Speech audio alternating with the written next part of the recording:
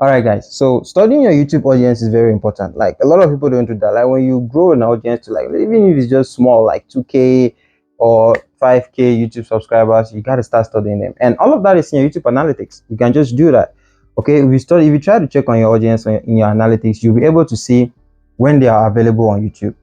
You're able to predict where they are coming from. You see where they are coming from, their geographical location, their age range, to know like your age range of your audience. Are they above 30, below 30? The people that are really consuming your content, so you can know the best content to make for that age range. Their gender, you're going to know all of that, and all of that is in YouTube analytics, and that's what I want us to look at today. So especially when you check, you see the time they are very active on YouTube. That will predict the best time for you to upload your videos on YouTube, so you can get the most views or the most out of it, right? All right, so let's get to it.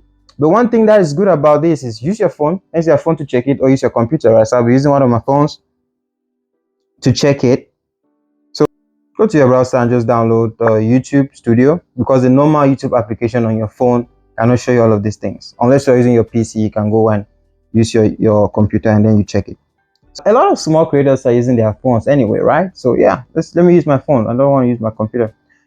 So this is my YouTube Studio here. I'm just going to open it. All right, so you're going to see your subscribers and all that. Now you go down and you go to analytics down here, and then at the top you're going to see inspiration, overview, content. You go to your audience. This is where you study your audience. Now everything we're going to look at here is based on the last 28 days. Okay, so the first graph here, you see returning viewers, right? So I have two lines. One line, the purple one, showing the returning viewers, and then I have new viewers, which is the blue line. So you can see here I don't have that much of a upward graph, okay, because I'm not even that consistent on YouTube. I take a lot of time off. Yeah, but this is where you study that.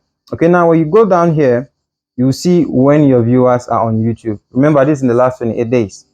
I have 12 a.m., 6 a.m., I have 12 p.m. and 6 p.m. This is the second picture down here, right? And you can see, like for me now, I take my time here and I try to check it with the time for my audience from the other countries, but we're going to get there. So I have these 4 times: 12 a.m., 6 a.m., 12 p.m. and 6 p.m. And then you're going to see some days that they're kind of like more active, but this one is not really giving you that much detail. The time is what's really important. Okay, so we have that.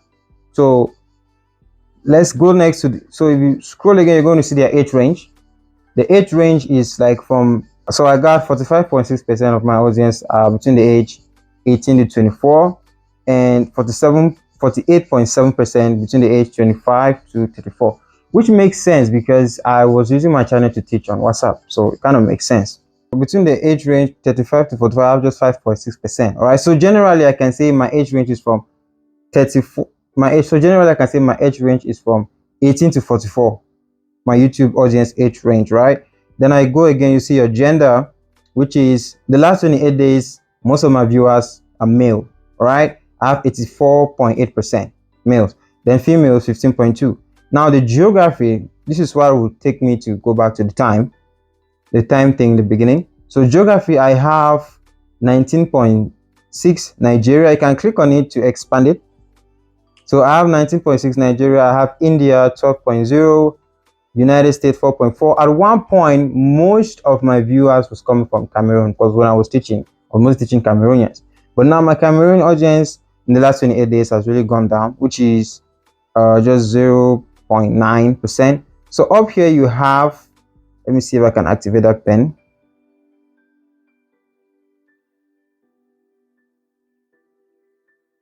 Up here you have another option, 28 days. You can click on it to change the range. Okay, you can check in the last 90 days, you can check last month, or the entire existence of your channel is all there, or last year and all of that. So but that's not what I want to show you guys, and I don't want to go too deep, so you can do that here. All right, so that's it. So now you look at watch time from subscribers. I have more of my watch time comes from non-subscribers. I have just 8.9% right here. Just 8.9% of my watch time comes from subscribers. Most of my viewers are not my subscribers, 91.8%. Can you see that?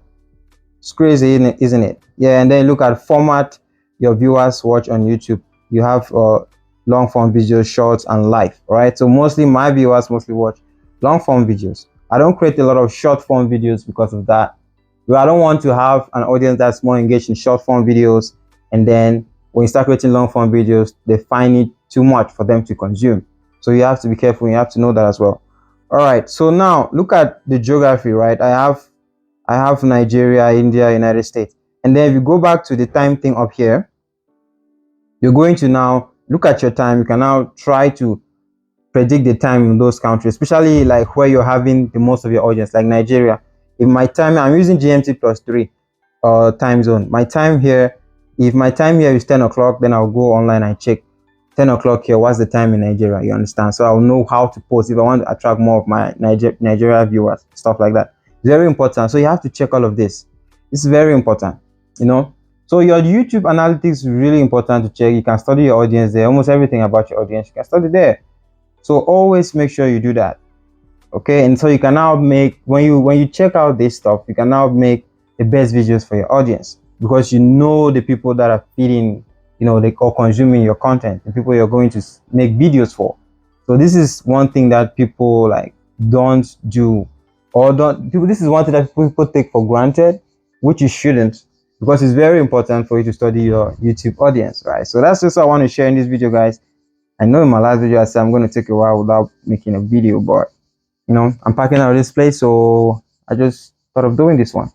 All right, guys, thanks for watching. I hope you learned something new. Always study your audience. You know how to make the best video or predict the best time to upload. And one thing about timing is, if you decide to be posting, let's say 10 p.m. in the evening, don't change it, like maintain it. Okay, like don't say 10 p.m. today, tomorrow 2 p.m. in the afternoon. No, like make sure you maintain that time, especially when you see, or when you've checked and then you realize that the time is matching with when your viewers or your audience are more available online. So do that. Don't mess it up. It's very important. All right, guys, so that's what I want to share with you guys in this video. If you like this content, give it a thumbs up.